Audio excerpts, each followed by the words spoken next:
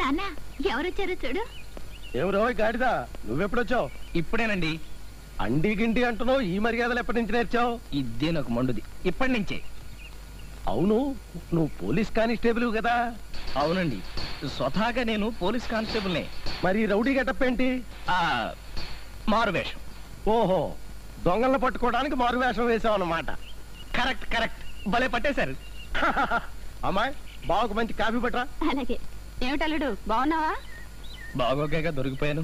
ఏమిటి దొరికిపోవడం ఏంటి? నేనే వాడికి ఉద్యోగం చేయడం ఇష్టం లేదు కదా, నా పోరు పడలేక ఉద్యోగంలో చేరాడు, అందుకని ఉద్యోగాన్ని దొరికిపోయినట్టుగా ఫీల్ అయిపోతున్నాడు. అయ్యయ్యో, ఆయింట్మెంట్ రాసుకుంటున్నారేమిటండి? ఒక్కసారి కడిగితే 2000 పూర్తవుతాయి. ఇప్పుడే నీళ్లు తీసుకొస్తాను, ఉండండి. చూస్తుండ అల్లుడు. ఒరే, ఇవి చేతులు కావురా, కాళ్ళు అనుకో. నువ్వు సాయం చేసి పెట్టాలరా అల్లుడు.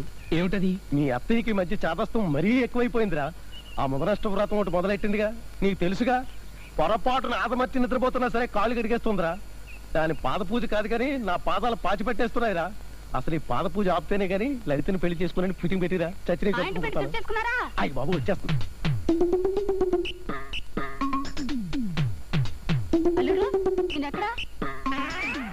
అక్కడున్నారా? ఇదే ఛాన్స్. బావా, ఏమిటి బావా గోడెక్కావు? ఈ ఎక్సర్సైజ్ చేస్తున్నా గోడ మీద. కాఫీ తీసుకో. Thank you. ఏమిటో బావా, నీకు ఉద్యోగం వచ్చే వరకు నీకు ఉద్యోగం వస్తుందో రాదో, మన పెళ్లి అవుతుందో అవదోనని బెంగ పెట్టుకున్నాను. ఇప్పుడు నీకు ఉద్యోగం దొరికింది కదా, పెళ్లి చేద్దామంటే 3 మాసం వచ్చింది. అదే నాకు మండుద్ది. 3 వెళ్ళాక పెళ్లి చేస్తాను కదా మీ నాన్న. అడ్వాన్స్